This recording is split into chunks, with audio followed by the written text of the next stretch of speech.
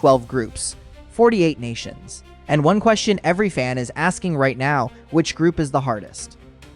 Some teams got away with it completely. Others are walking into a nightmare. And one specific group, is so brutal that two of the best teams in the world are almost certainly going home in the same week. This is 11 Field. We ranked all 12 groups. Here's the verdict. Let's start with the teams who got lucky. The groups where one nation is so clearly stronger that the only real question is who finishes second. Group A: Mexico, South Korea, South Africa, Czechia. Mexico are the hosts. They opened the tournament on June 11 in Mexico City in front of 83,000 people. South Korea have Son Heung-min. South Africa and Czechia are both solid sides. But on paper, Mexico advance. South Korea challenge them for first. South Africa and Czechia fight for third. Clean, manageable, no surprises likely. Group D: the United States, Paraguay, Australia, Turkey. This is the home team's group, and the draw was kind. Paraguay, Australia, and Turkey are all competitive, but none of them is the kind of side that should keep the US awake at night. This is the group where the USMNT has to deliver. If they can't get out of this one, there will be questions. It's not easy, but it's the best draw the US could have hoped for. Group E: Germany, Curaçao, Ivory Coast, Ecuador. Germany came through qualifying looking rebuilt under Nagelsmann. Curaçao are making their first ever World Cup appearance, a tiny Caribbean island with a population of just over 150,000. Ivory Coast and Ecuador are both capable teams, but this group has Germany's name on it. The real question is whether they can build the kind of momentum here that carries them deep into the knockouts. Group J: Argentina, Algeria, Austria, Jordan, the defending champions. Algeria are dangerous. They upset expectations at every tournament. Austria have David Alaba. Jordan are making their first appearance, but Messi and Scaloni's side should navigate this. Argentina's name carries this group. Now, the groups where it gets genuinely interesting, where one or two games will define everything. Group H: Spain, Uruguay, Saudi Arabia, Cape Verde. The reigning European champions are here, but so is Uruguay with Darwin Núñez, Rodrigo Bentancur, and one of the most organized defensive setups in the tournament. Spain versus Uruguay is one of the most compelling group stage matchups of the entire World Cup. Whoever loses that game is under enormous pressure in their third match. Cape Verde are no longer a surprise team. They eliminated Morocco at AFCON. Saudi Arabia shocked Argentina in Qatar. This group has potential chaos written all over it. Group L: England, Croatia, Ghana, Panama. England versus Croatia. These two teams met in the Euro 2020. England won. They met in the 2018 World Cup semifinal. England lost in extra time. And now they're in the same group. Again, if England don't win that game convincingly, it sets the entire tone for their tournament. Ghana and Panama are both beatable, but England need a statement result first. Group K: Portugal, Colombia, Uzbekistan, DR Congo.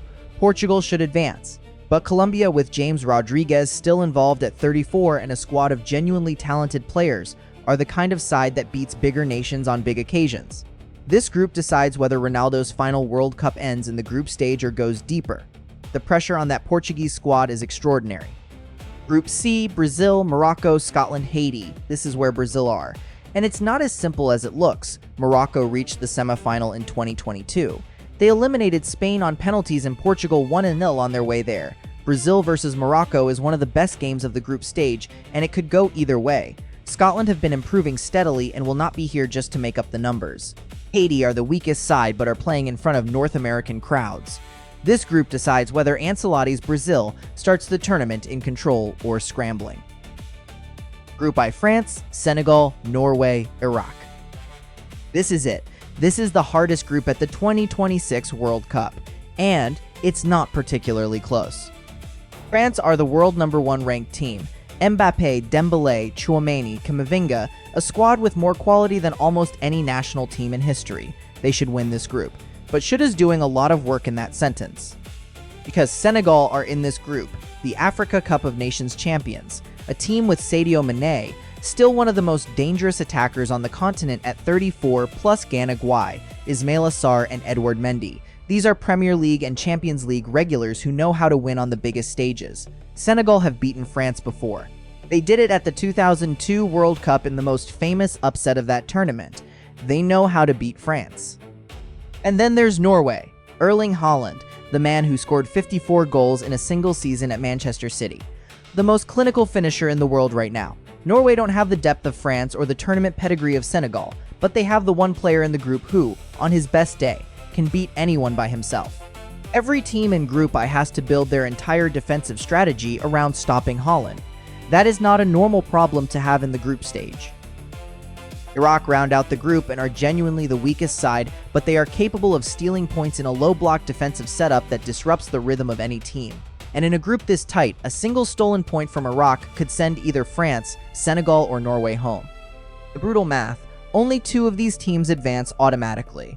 One of France, Senegal, or Norway goes home in the group stage. Think about that for a second.